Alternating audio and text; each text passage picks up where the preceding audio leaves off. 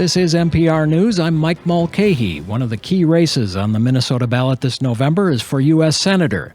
Democrat Tina Smith is the incumbent. She's a former lieutenant governor, was first appointed to the seat by Governor Mark Dayton early in 2018, and she won a special election 2 years ago. If she wins this year, it will be for a full 6-year term. Her Republican opponent is Jason Lewis. He served a term in Congress from Minnesota's 2nd District and is also a former talk radio host. Tina Smith and Jason Lewis join me remotely this hour as part of our Meet the Candidate series to talk about the issues facing Minnesota and the country. And there aren't a lot of rules for our conversation today. I will ask you a series of questions. I ask you to keep to the issues, even though you're running for the Senate. We really don't need to filibuster. I'll give you each plenty of time to lay out your views and to respond to each other. One firm rule, though, that I will enforce is that you can't talk over each other. It really sounds bad on the radio. People will turn us off, and then nobody will hear what you have to say. I'll give you each a minute at the start and a minute at the end to make the case for why the voters should pick you. I flipped a coin before we started. Jason Lewis, you get the first minute. Why should you be the U.S. Senator from Minnesota? Well, Mike, thank you, and thank you all for doing this. Appreciate it. I guess we can filibuster while we've still got the chance. Because if our friends on the other side of the aisle have their way, there will be no electoral college, no filibuster, new statehood, and they will pack the Supreme Court. In fact, I think that's one of the things that should come out of this particular debate, and that is you don't mess with the court. You don't mess with the separation of powers. You don't threaten to pack the court until they rule your way. That is a full frontal assault on judicial review. Even FDR was shut down when he floated the idea. Ruth Bader Ginsburg thought it was a horrible idea. That's a real threat to self-government and to our constitutional republic. So while we talk about the Supreme Court nominee and we talk about Amy Coney Barrett, let's make certain we're not going down a very, very dangerous path of packing the Supreme Court. Also, of course, we've got to talk about public safety. Everything's changed since this summer and the riots and what's happened all across Minnesota and all across this country. You're either going to back law enforcement and you're going to make certain that we don't have one bad apple and then smear an entire profession, which we wouldn't do for anybody else, but we seem to be doing for law enforcement. That's a minute. I just don't approve of that. You bet. That's a minute. Tina Smith, why are you the best choice this year? Well, good morning, and thank you, Mike, and to Minnesota Public Radio for hosting this debate today and for everybody who's out there listening in and sending in questions. So in this moment, Minnesota families are facing a health crisis and an economic crisis brought on by this pandemic. And we're also in the midst of a racial reckoning that is long overdue in this state and in this country. And we really are all in this together, and we all have to take responsibility. COVID can touch any of us, as we've seen again this morning with the news that the president and the first lady have contracted COVID. And we all wish them a speedy recovery and wish them the very best. So in the midst of this worry and uncertainty and division like I have never seen before, I want you all to know that I am working hard for you in Washington. I've listened to you, and then I've gone to work with Democrats and Republicans to pass more than 24 pieces of legislation, including lowering prescription drug prices, expanding rural broadband, supporting mental health, and making COVID tests free for everyone. So there's so much work to do, and I look forward to the conversation ahead. Thank you. Jason Lewis, it is hard to ignore the news of the day. You were with President Trump on Air Force One Wednesday and at his rally in Duluth. Have you been tested? What's your status right now? I've been tested about 4 times in the last 4 weeks because the president and the vice president have been to Minnesota so often. As you know, when you get together with them, you get tested.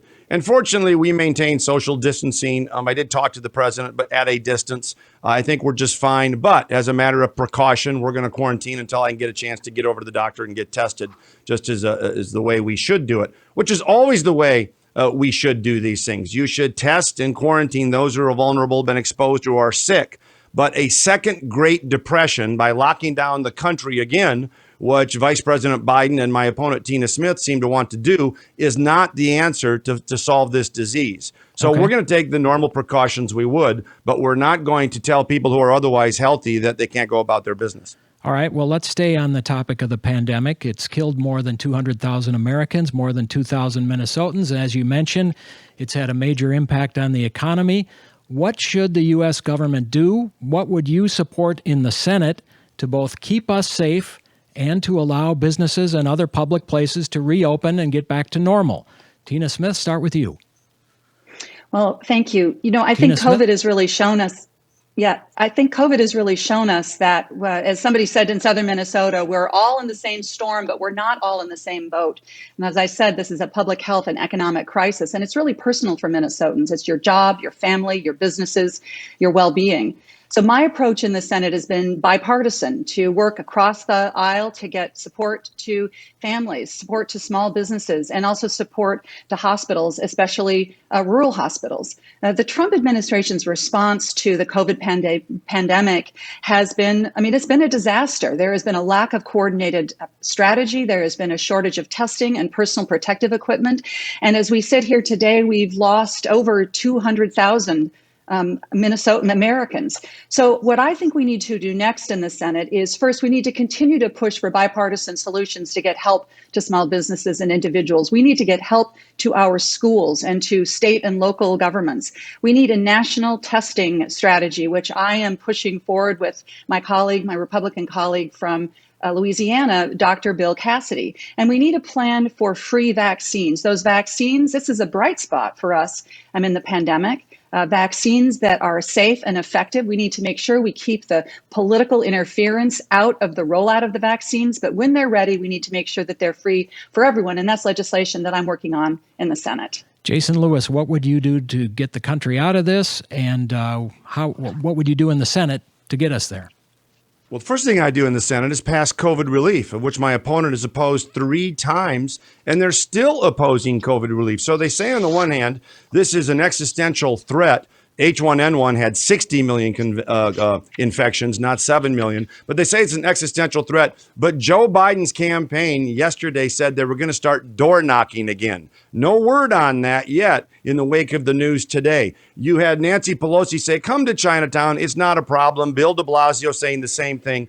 What is a real crisis is what's happened in New York and New Jersey and Minnesota, where you took COVID positive patients out of a hospital and put them in a long-term congregated living facility, nursing homes. Our MDH was doing that. The Governor Walz's administration was doing that. No criticism from Tina Smith. What you do is exactly what we've been saying you do. You quarantine those who are sick. You protect the vulnerable, and then the health authorities give recommendations for the rest of the country and treat them as adults. And we will get through this together. But we can't go through, as I said earlier, these massive shutdowns and lockdowns. And now the Biden, Harris, and Smith plan is to have a federal mask mandate along with federal shutdowns.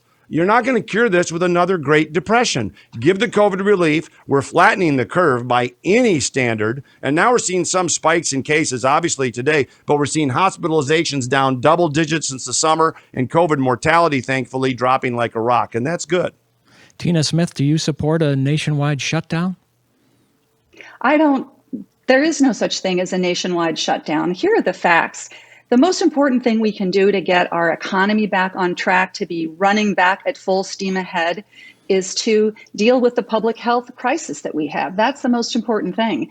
Now, there's a clear difference here between my opponent and the approach that I've taken. I have had strong support for bipartisan bills that have gotten help to Minnesotans, and I'm very proud of that. In the Senate, you get things done when you compromise, when you reach across party lines to make a difference in people's lives and in Minnesotans' lives. Now, my opponent has said that compromise makes him nervous. He has said that in this issue about whether people should be wearing masks or not, he's ridiculed the public health experts. He said that they are part of the deep state. He pushes conspiracy theories that death counts are exaggerated, and he sued the governor.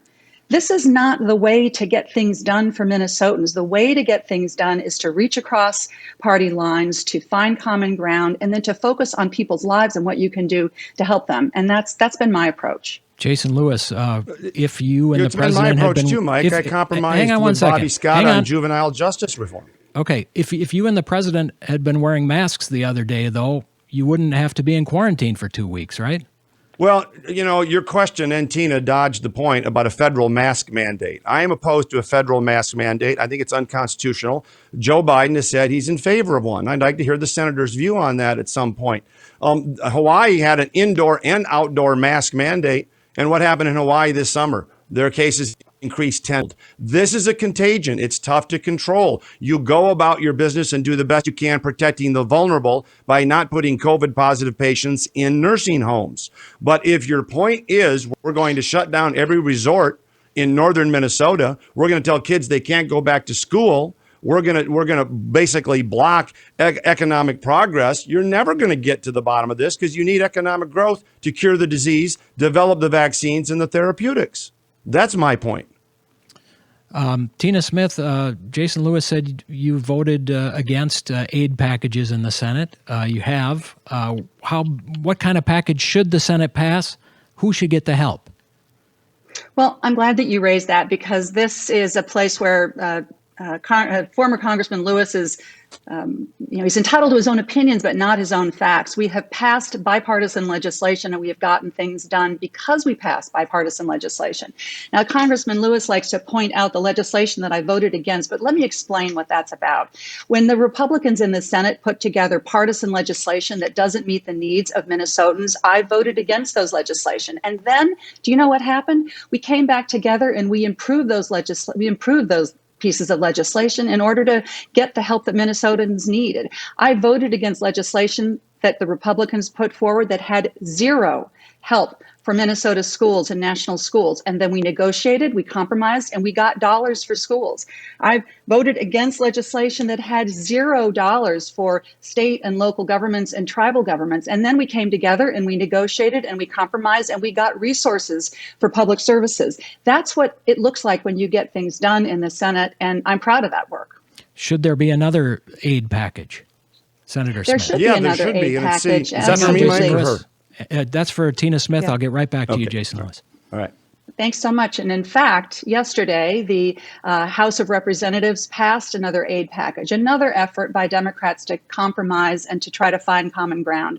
There's been significant work that's happened between Speaker Pelosi and Secretary Mnuchin. Unfortunately, that hasn't borne fruit yet. But meanwhile, the Republicans in the Senate have been completely on the sidelines, offering no solutions and not moving us forward. And it's unfortunate because, boy, I talk to small businesses in Minnesota. I talk to families. I talk to people who are worried about their schools, and we need to come to a resolution on this.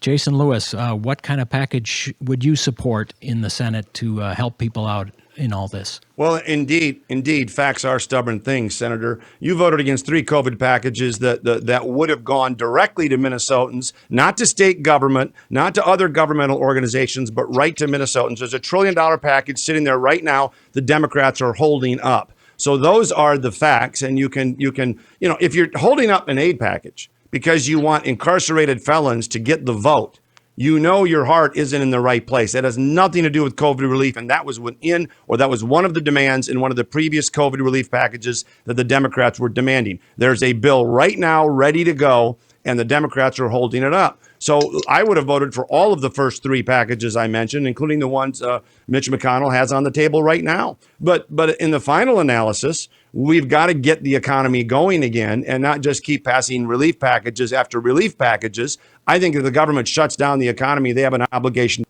to help out of work. But Tennessee, Florida, a number of states are getting their economies going again, and Minnesota isn't, sadly. We're talking with Jason Lewis. He's the Republican candidate for U.S. Senate. Tina Smith, she's the DFL senator and is running again this year. All the voters in Minnesota will get a say in this race, and they'll decide who serves the next 6-year term in the Senate. Let me change the subject to police and public safety, a huge issue, especially after the death of George Floyd at the hands of Minneapolis police officers on Memorial Day and everything that followed after that. Jason Lewis, what would you do as senator to ensure that all people, and especially people of color, receive equal justice under the law? Well, it's not a matter of what I would do. It's what I did. When I reach across the aisle with Representative Bobby Scott, a liberal Democrat from Virginia, we reauthorized the Juvenile Justice Reform Act, which had been sitting dormant for 15 years. I reach across the aisle with Dan Lipinski, with a number of Democrats in my term in the House of Representatives. We were moving in the right direction on criminal justice reform, not just my Juvenile Justice Reform Act, which didn't put young first-time offenders in jail with hardened criminals, gave them a career and technical education instead, but also with the First Step Act. But one injustice doesn't solve another. And the riots in the wake of all of these tragedies are simply uncalled. Joe Biden saying Antifa is an idea, not an organization, while magically these pile of bricks show up in Kenosha, Chicago, and Minneapolis, and in Portland. You have a group that's caused $2 billion worth of economic damage, and they're calling them peaceful protests. There is a real problem out there when your government doesn't back law enforcement. I do. And once you don't back law enforcement, then the word gets out pretty quick to people who want to do damage to life, liberty, and property. I don't believe that. And I think my opponent does when she talks about, the dangerous role police play in society, or crazy comments like it's a privilege to call the police. That is dangerous stuff for Minnesota. And I'm not going to support that. But unfortunately, Tina Smith does. Tina Smith, how do you ensure that everybody gets equal justice in this country? Well, everybody should feel safe in their homes and in their neighborhoods and in their communities. And the murder of George Floyd in Minneapolis has shown a bright light on how that is not the case in our state and in our country. And this is a moment, I believe, where we have laid bare the inequities and the discrimination that exists in our criminal justice system, in our policing. And it is our responsibility.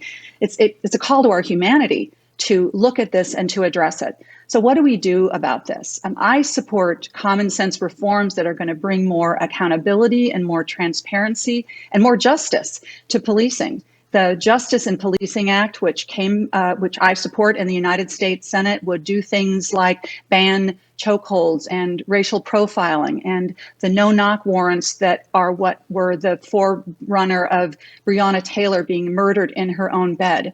I support changing the rules so that police officers who violate people's rights and use excessive force can be held accountable.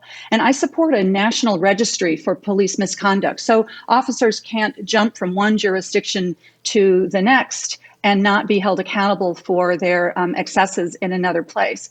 I understand these issues because I worked as the chief of staff for the mayor of Minneapolis and as the lieutenant governor, and I've worked closely with law enforcement. And I've seen what happens when good cops are trapped in a system where there is no accountability, and you end up with what we have today in this country, where far too often people of color are much more likely to be the victims of excessive force and to be the victims of violence. What about the people who rioted? What about the property damage after the killing of George Floyd? Tina Smith. We all condemn violence and arson and looting. And if you break the law, you should be held accountable. And everybody deserves equal justice in this country. But in this moment where we are facing the realities of racial inequity, I have to say, to listen to our president in the debate earlier this week fail repeatedly to condemn white supremacy. It took him 2 days to be able to get the words out that he condemns white supremacy. To hear him to call on the Proud Boys, which is a violent white supremacist hate group, to call them to stand by is the exact kind of thing that we don't need in our country. And I've not heard my opponent condemn that. This is a moment where we need to come together around our shared values and not be more and more driving us apart, which is the path that the president and my opponent want to lead us down. Jason Lewis, will you condemn white supremacists? Of course, we all have condemned them, including the president months ago. But I believe in due process for all do, including for law enforcement officers. And that's a difference between myself and Tina Smith. She's in this reimagine the police mode with the Bernie Sanders manifesto, which nobody knows what it means except the Minneapolis City Council, who is voting to defund the police and then blame them. She wants to take away qualified immunity from policemen and women. Now, I like to say I didn't know much about cops till I married one. I can tell you from personal discussions, that's a very, very dangerous thing. If you want policemen and women to do their job, but you're going to sue them, and when they make good faith decisions in a split second, that's what Tina Smith supports. The Tim Scott bill, which collected data, addressed the chokeholds, did all of the rest of the things, she opposed because it didn't take away qualified immunity for law enforcement. That is not backing the blue, and that's a huge distinction here. But the fundamental problem right now, and I've talked to literally 20 businesses in Minneapolis and St. Paul, most of them owned by people of color, and to a person they said, we don't have a problem with too little police or too many police. We have a problem with too little police. We need them on the street. And now police are resigning in Minneapolis in droves, and 3 chiefs of police who are all people of color in Rochester, in Dallas, throughout this country, in Seattle, were driven from their jobs by the Antifa mob and by this obsession with going after cops. That doesn't help people of color. They are people of color who were chiefs of police trying to do their job. Who speaks for them? Well, I'm going to. Tina Smith, what about this qualified immunity issue, and how do you restore that trust in the police department? Well, as I said, I believe that we need to change the rules so that police departments and police officers can be held accountable. And that is too often not the case right now. But, if you listen to my opponent, what you hear him trying to suggest is that we face in this country a choice between law and order and rioting and mayhem in the streets. And of course, that isn't the choice. The choice is, what do we do to have public safety for everyone in this country, for people to be safe everywhere in this country? Now, here's one thing that I want to just highlight as a way of going about this. I am working on legislation. We know that policing is managed and run at the local level, not at the federal level. But I think the federal government can be a good partner with local government. So I am sponsoring legislation that would allow federal government support for innovations at the local level. Like, for example, the idea that you could send co-responders, police officers and co-responder when somebody is having a mental health crisis. The police officer is not often well positioned or well trained to deal with that kind of a mental health crisis. So let's have 2 people go to help make sure that that person who is having a crisis can get the help that they need rather than result in more violence. Jason Lewis, what about that? Why should the police have to respond to mental health crisis? It started with abolishing ICE, going after Border Patrol agents, and now they're going after police. This is a question between law and order and riots. You can't have $2 billion worth of damage. You can't have riots 100 straight days in Portland, Oregon. You can't have the Minneapolis City Council defunding the police and then complaining about the police, then getting their own private security. Anybody who's got this defunding the police, abolish the police, reimagining the police, really ought to go without Capitol Hill security, Senator, really ought to go without their own private security. This is hypocrisy at an unbelievable level. They want to put people in danger in communities, and most of them in communities of color, quite frankly. But now it's spreading everywhere, and yet they don't give up their own security. That's a little rich. The fact is, you can't do anything without public order. And we've got to restore public order, and we can address all of these issues, which we all support, but you can't do it with riots in the streets every night. Tina Smith, do you want to defund the police? No, I do not. I do not want to defund the police, and I've said that consistently. Those are the facts. And as I said, the most important thing is that we have to understand that there are things we need to do to improve the way public safety works in our society. We need to address the underlying challenges that result in a lack of safety in our society. And that is not about being against police officers. As I said, I've worked closely with the Minneapolis Police Department, and I have seen many, many fine cops who go above and beyond to keep people safe. The question is, how can we make sure that the systems of policing, which too often have racist outcomes, are fixed so that everybody can be safe? One more thing there, Mike. Jason Lewis. She talks about not now being for defunding the police. That wasn't the rhetoric coming from her earlier on when she was right there with the Minneapolis City Council, talked about more righteous protest, taking it to the streets, and reimagining the police, which she has never defined. There's a reason I've got the endorsement from the Fraternal Order of Police in Minnesota, the Minnesota Police and Peace Officers Association, the Minneapolis Police Federation, is because they trust me to back those people on the street. They don't trust the senator. Well, let's move on to a different subject because our time is fleeting. There were some stories in the news this week, not necessarily on the front page, and I'll give you some of the headlines.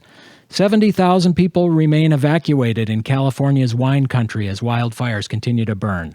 The Greenland ice sheet is on track to melt at a faster rate than seen in 12,000 years.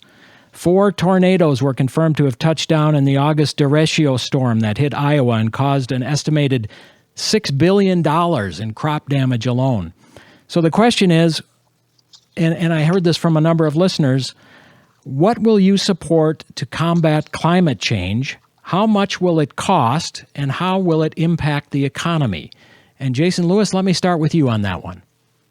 Well, the good news is we're at the lowest rate of CO2 emissions since 1985 in the United States. We're doing our job. I can tell you the rest of the world will not do it as long as they're trying to grow their economy, whether it's China, whether it's India, whether it's any other country. And that's the problem with the Paris Accords and everything else. They basically put real punitive damages on America, but they don't do anything about the rest of the globe. And it's also the same sort of environmental problem, for instance, with mining on the Iron Range, which my opponent opposes. If you're going to farm that out to China, where we get 90% of our titanium, it's not going to be environmentally sound. But the question is, what would you do? I think there is a way to mitigate some of these effects, but I would not embrace a $93 trillion new tax called a Green New Deal, which my opponent would not oppose in the United States Senate. The question becomes, is the best way to mitigate things that does not shut down the economy, close the Iron Range, doesn't get Enbridge Line 3 built because you've got a war on fossil fuels? I would not do that. Senator Smith, what would you support on combating climate change? Well, with the West Coast burning up and so many hurricanes in the Gulf and in the Atlantic that we had to move to a whole new alphabet, there is no doubt that climate change is real and that we need bold action to address it. And I think about how Minnesota innovation has led the way in so many areas in healthcare and agriculture, and Minnesota innovation can lead the way on addressing climate change as well. We can do this in a way that makes energy more affordable, that gives us more control over our own energy, and creates jobs and opportunity for Minnesotans. And that's what I'm for. So in the Senate, what I've done is to work on legislation, introduce bipartisan legislation to expand research into renewables, to expand research into solar and wind, and also carbon capture and storage. I've authored legislation which would create a clean energy standard that provides regional flexibility for states to approach it in the best way possible to get us to net zero carbon emissions in the electricity sector. Minnesota is a land of renewable energy with biofuels as well, which creates a path for us to both, again, create jobs and also create opportunity. The United States and Minnesota can lead on clean energy, or we can hand that leadership off to other countries like China. And I think that we should lead. I think it's going to create opportunity for us. And we cannot ignore this. We cannot bury our heads in the sand with the impacts of climate change. Jason Lewis. I'd love to continue with this topic, Mike. The fact is, China is not leading the way in green energy. They are polluting. And the more we farm out to China, because we ban things here, the more pollution we get globally. Take a look at what's happening in California. Now, they want to ban the sale of the internal combustion engine in 2035. I oppose that. Governor Walz, and I presume my opponent, she hasn't come out on this, want to adopt California emission standards. And now they have rolling blackouts because they basically have farmed out all of their traditional sources of power. So when there's a drought, when there's a heat wave, I should say, then everybody wants to import that electricity, and California's competing. That is not a good future for Minnesota to have rolling blackouts, nor are the forest fires when you don't manage forests. We've got this underbrush that serves as a tinder because we cannot manage our forests, and it's a real threat in the boundary water area, and we've got to make certain we do that. So if you look at the consequences of what the senator proposes, it's a California-style consequence where they're banning cars, they've got rolling blackouts, and they can't make ends meet. Some of this technology is simply not possible in the foreseeable future, and that's why you've got to build Enbridge Line 3, which will be a cleaner way to deliver crude to Minnesota's largest refinery in Pine Bend, which was in my congressional district, of course. Tina Smith, I'll give you a last word to react to that. Well, again, you see this sort of inflexible my way or the highway approach that I don't think is going to get us anywhere with addressing climate change. And it's not going to get us to passing legislation in the United States Senate, which should be our goal to make headway on this most important problem.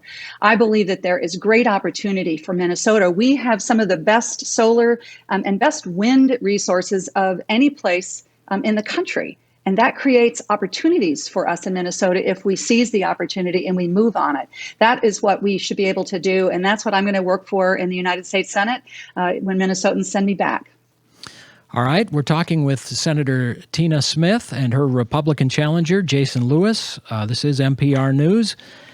The Supreme Court, we mentioned it earlier. Senator Smith, if you are in the Senate next year, and if Amy Coney Barrett is confirmed to the Supreme Court, would you support a move to add members to the court? I am just not going to go there. I have no idea what the world is going to look like. I think what we should be focused on right now is what is at stake with the Supreme Court nomination. What is at stake is whether or not Minnesotans and Americans are going to be able to keep their health care and whether women's reproductive rights are going to be protected. Sitting before the Supreme Court to be taken up by Justice Barrett, if she is confirmed, is a case led by the Trump administration to overturn the Affordable Care Act.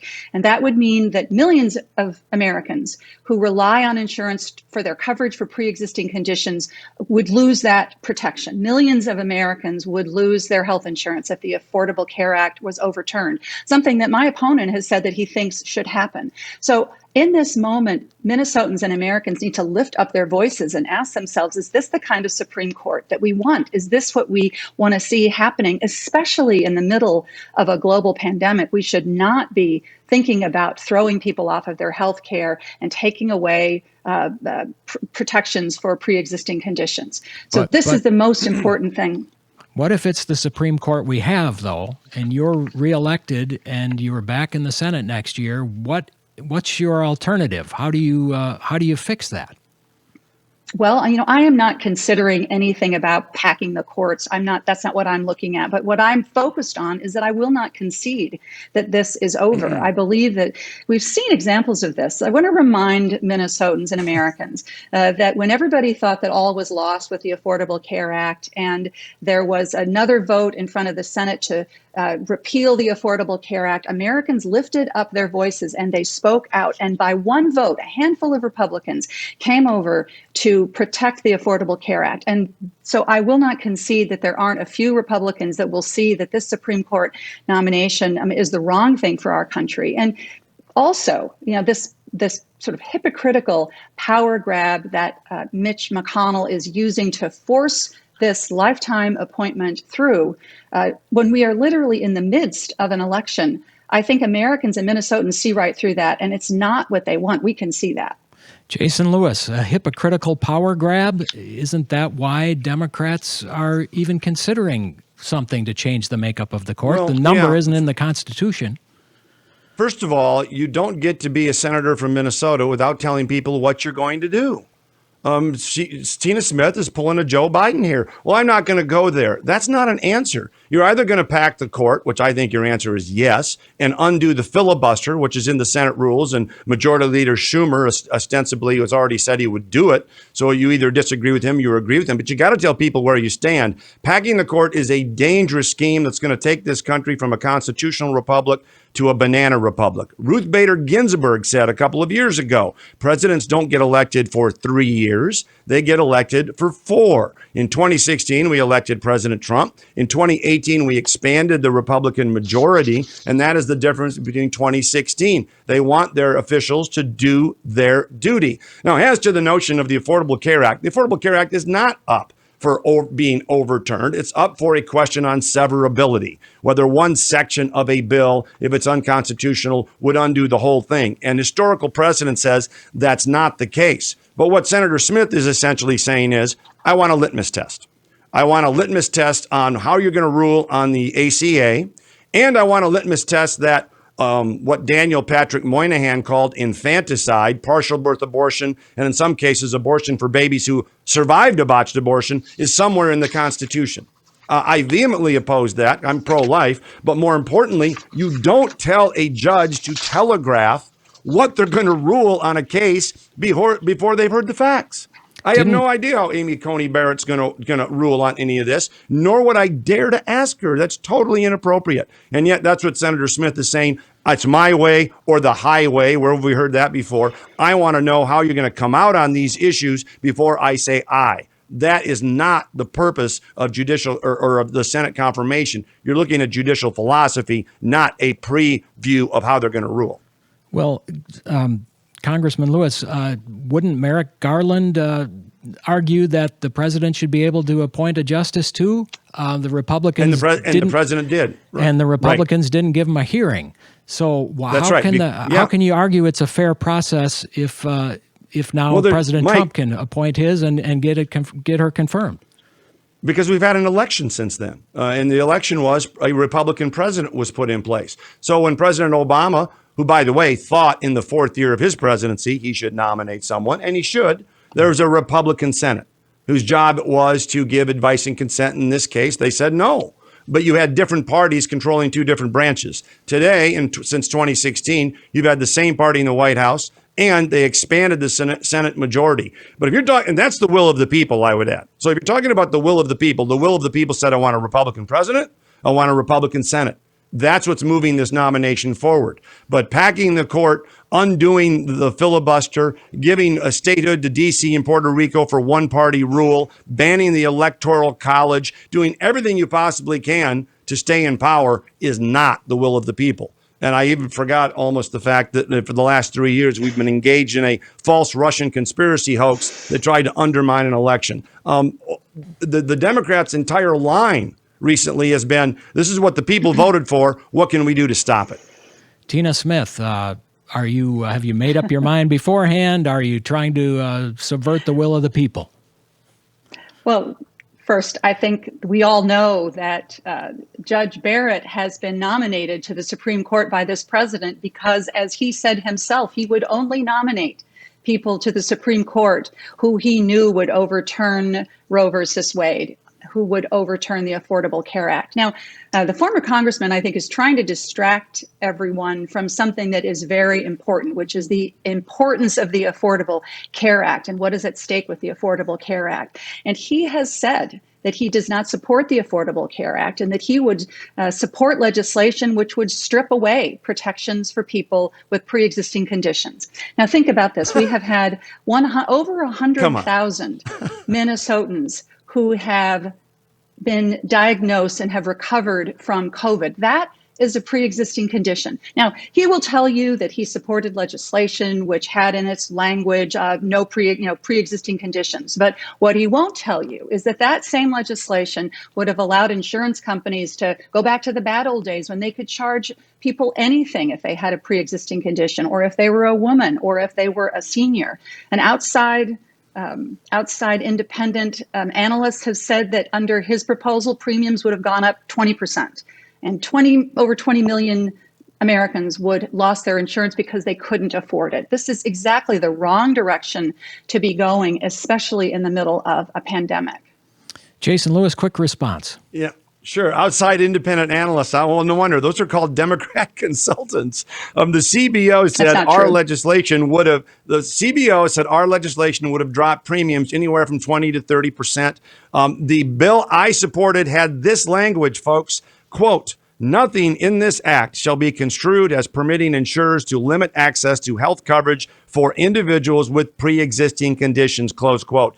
Kennedy Kassenbaum had the same sort of language in it, and that was universally passed. The real danger to healthcare is what Tina Smith supports in a public option, which would destroy Medicare as we know it. Navigant, if you want to talk about outside consultants, said it would close 49 rural hospitals. And Kirsten Gillibrand, Senator Smith's colleague, said the public option, which Smith supports, is a transition to single payer. That would devastate the healthcare markets. It would be a government takeover. The reimbursement rates would drop, and we'd be rationing by queue in the near distant future, which is why I opposed having government takeover in a single payer system. Tina Smith, one more chance to respond, then we'll move on.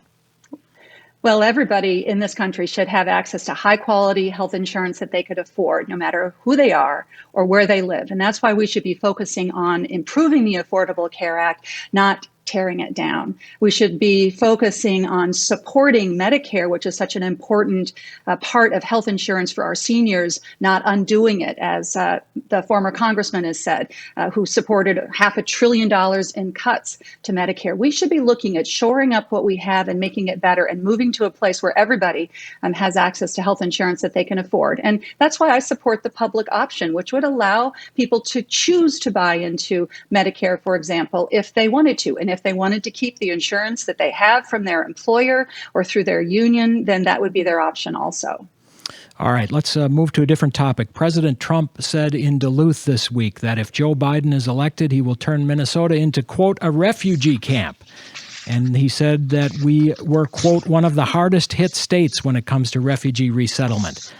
Overall, are refugees a good thing or a bad thing for Minnesota? Have their contributions been a positive or a negative?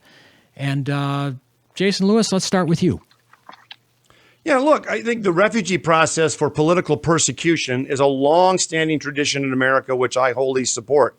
The question becomes, are we now taking refugees in, which are very, very costly, in some figures $80,000 to settle a refugee here in the state of Minnesota? Are we taking them in not for political persecution, which was the design of the program, or just sort of an open borders policy where anybody can come in, and it costs American taxpayers, Minnesota taxpayers, indeed a lot of money to do that. The key in front of local control in this particular situation is very much like sanctuary cities, which my opponent supports. They say, well, if you're gonna cooperate with ICE, we're going to become a sanctuary city and not enforce federal law. Well, you had a number of counties like Beltrami up north that said, look, we want to say as to how much we can afford, how many refugees we can take conceivably to manage our schools, to manage our social services. So we ought to have that local control, not unlike sanctuary cities. And I definitely supported that. The last winter, obviously, I did a town hall up there supporting those people, and I would continue to support local control. I think they have to have a say. But as long as it's designed for the residents, nobody's opposed to that. Tina Smith, where are you on this refugee resettlement question? The Trump administration has proposed reducing the number from 18,000 last year to 15,000 next year, and even the 18,000 is a historically low level of resettlement. What do you think about refugees in Minnesota? Well, Minnesota has a long tradition, a proud tradition of welcoming refugees and asylum seekers. It is part of our faith tradition. And these refugees make our communities stronger. They make them more resilient. They are fueling our innovation and our creativity. They are fueling economic growth. When you go to main streets all over Minnesota, whether you are looking at main streets in Minneapolis on East Lake Street, or whether you're on main streets in Wilmer or Worthington, you can see the entrepreneurial activity and the contributions that refugees are making in this state and in this country. To hear the President of the United States, with Mr. Lewis there beside him, maligning refugees, using such hateful language to talk about our friends and neighbors who live here, who are contributing to our society, was a terrible thing to behold. It was shameful. Now, we need desperately to reform our immigration system in this country. We need to first undo the inhumane Trump immigration policy that has ripped children away from their parents at the border. I've gone down and I've seen that firsthand. We need to undo what this administration has done, which is so inhumane. And we need to reform our immigration system so that there's a path to citizenships for dreamers. We need to reform how our internal immigration works. We need strong borders. We need strong borders to keep things like African swine fever, which is such a threat to Minnesota's pork producers, out of the United States. And we need to improve how our legal immigration system works. You know, I'm actually quite proud that one of the things that I was able to get done, even in a time with immigration that has been so divisive, was to create a path to citizenship and to address the longstanding needs of the Minnesota Liberian community with their DED status. That's the kind of thing that we ought to be able to do on a bipartisan basis. And I'm hopeful because, back in 2013, the United States Senate passed immigration reform in a bipartisan way. 68 members, Democrats and Republicans, voted for the kinds of proposals that I've just described. And we can do that again. We ought to stick with this just a second, Mike. Sure. Yeah, thank you. Because Minnesota right now has the highest number of political refugees per capita in America. The cost can be as high as $80,000. Every local government, if you'd been traveling Minnesota, Senator, would know and would tell you that their budgets are being busted because of some of these costs. They literally can't handle it. So the question becomes, are you going to put Minnesotans first, or are you going to put amnesty and open borders first? I want to know whether you think refugee status should be granted for political persecution or for any reason. I think it should redound or revert back to the original intention of political persecution, and then we have an open door policy. But we can't go around abolishing ICE, getting rid of the Border Patrol, and having open borders, which you've been advocating. America cannot sustain that. And I would add one more thing about compromise. I voted for two Good Lot 1, Good Lot 2 bills in the House of Representatives that would have had a fix for Dreamers, including a path to citizenship, would have fixed the Flores consent decree on the border for holding people for 20 days. And yet Nancy Pelosi said, no go. Why? Because we wanted $5 billion for a wall. I'm for a wall. My opponent's not, but she's for amnesty. That's the difference. Tina Smith, are you for open borders and amnesty? Once again, my opponent is entitled to his opinions, but not to his own facts. I have never said that I was for open borders. That is ridiculous. This hateful language that is designed to drive us apart rather than bringing us together is exactly what we do not need in this country in this moment. And to suggest that immigrants in Minnesota or around this country are a burden to be borne rather than contributors, taxpayers, entrepreneurs is all wrong for Minnesota. All right. Would you support the law as it's written for political persecution? I do. Do you? Okay. Do you want to answer that, Senator? I believe that our tradition of allowing refugees and asylum seekers to come to this country to build a better life is what we should be doing. And I believe that there are people who are coming to this country who are escaping extreme violence and persecution, and we should not close our doors to those individuals.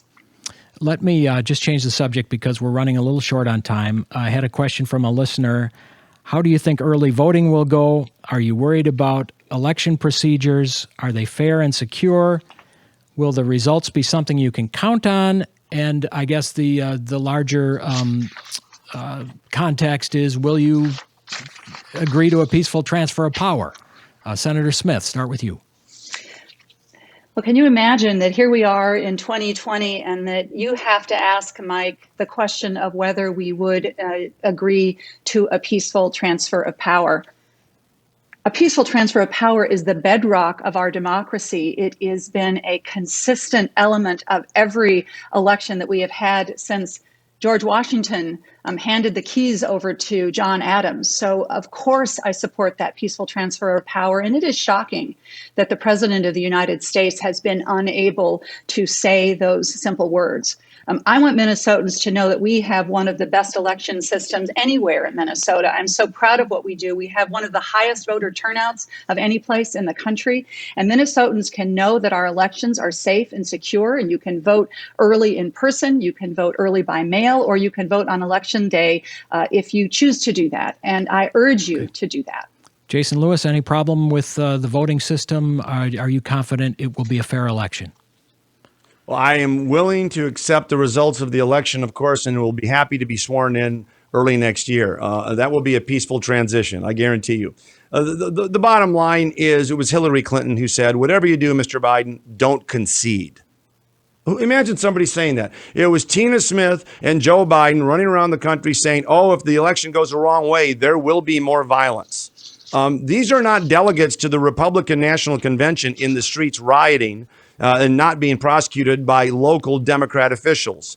They are hardcore democratic socialist leftists. That threatens the peaceful transition of power. When you've got a coup being enacted by the DOJ, which now the director of national intelligence said the Hillary Clinton campaign got a source from a Russian disinformation specialist to get a false affidavit to go to a secret court and spy on their opponent. That is not abiding by the peaceful transition of power, which, by the way, is why against most Republicans, I voted against FISA reauthorization.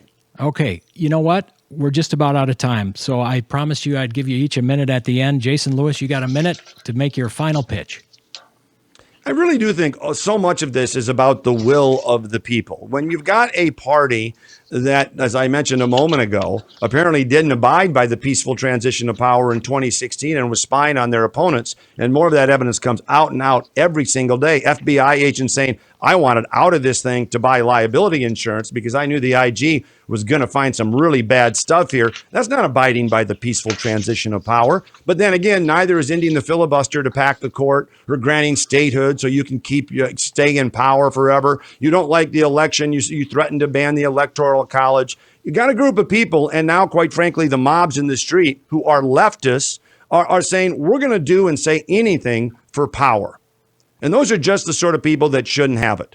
My opponent is not backing law enforcement. My opponent is not coming down hard on Antifa. And I'd like to hear her say Antifa is not an idea. It's an organization. And we've got to get back to law and order, restoring public order, ending the perpetual lockdowns, and putting Minnesota first in energy, logging, and mining.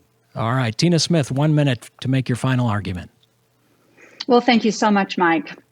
I think that you have heard real differences between me and my opponent today. I'm a doer, not a talker. And I think that compromise is a virtue, not a vice, which is why I've been able to get so much done for you in Washington. I think we should protect Medicare, not undo it. And I think that we should improve the Affordable Care Act, not repeal it and throw millions of Americans off of their health care in the middle of a pandemic. So this is what's at stake in this election. Are we going to come together and build forward, or are we going to follow this path of division and fear and chaos that Donald Trump and my opponent have laid out today? So almost 3 years ago, I became your senator. And 2 years ago, you sent me back to Washington. And I go to Washington every day to fight for you, for your health care, your retirement, your family's opportunity. And I think we need leaders in this moment who are going to do the work and get it done. And I ask for your support to continue that together. DFL Senator Tina Smith, Republican Congressman Jason Lewis, thanks so much. That's our Friday program. Thanks for tuning in. I'm Mike Mulcahy.